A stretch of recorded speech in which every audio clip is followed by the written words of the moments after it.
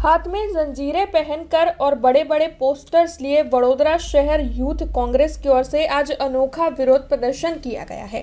दरअसल Donald Trump की सरकार की ओर से जिस तरीके से अमेरिका में भारतीयों का अपमान किया गया है, इसी मुद्दे पर आज वडोदरा शहर यूथ कांग्रेस ने ये विरोध प्रदर्शित किया।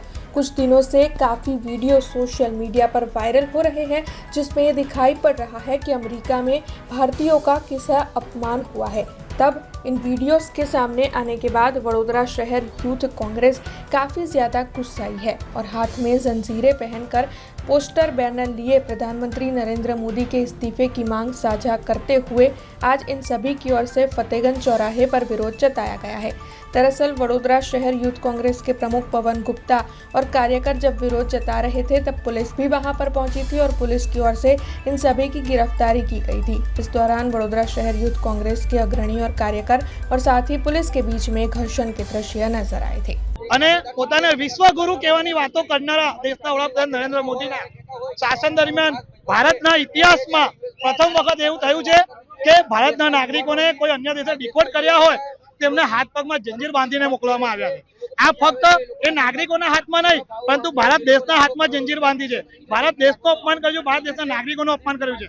આટલું મોટું અપમાન જો ટ્રમ્પ સરકાર દ્વારા કરવામાં આવતું હોય, એ છતાં દેશના વડાપ્રધાન મૌન હોય, अमेरिका जईने एमनी प्रेस करता होय, एमां एमनुं अपमान थता होय, छतां मौन होय, त्यारे आवा मौन वडाप्रधान जे मनमोहन सिंहने मौन वडाप्रधान तरीके कहेता हता, परंतु हकीकते तो खुद मौन छे एवुं साबित थयुं होय, त्यारे आवा वडाप्रधाने स्वेच्छाए राजीनामું આપી દેવું જોઈએ। कारण के जो वडाप्रधान आवा घटनामां पण न बोली सकता होय ने देशનું गरिमा न साચવી सकता होय, तो एमने आ वडाप्रधान पद पर રહેવાનો કોઈ અધિકાર નહીં બનતો એવું અમારું માનવું છે અને એના માટે જ હાથમાં હથકડી પહેરીને વડાપ્રધાન ને રાજીનામાની માંગ કરી રહ્યા છે। આજે વડોદરા શહેર યુથ કોંગ્રેસ દ્વારા જે પ્રમાણે અમેરિકામાં ભારતીયોનું 3 વાર હવાઈ જહાજ મોકલીને અપમાન કરવામાં આવ્યું, એના વિરોધમાં આંદોલન છે કે એક ઇન્દિરા ગાંધી હતા જેમણે અમેરિકાને લાલ આંખ બતાવી હતી, એક પ્રધાનમંત્રી મોદી છે કે જે ટ્રમ્પના પીછલગ્ગુ બની ગયા છે।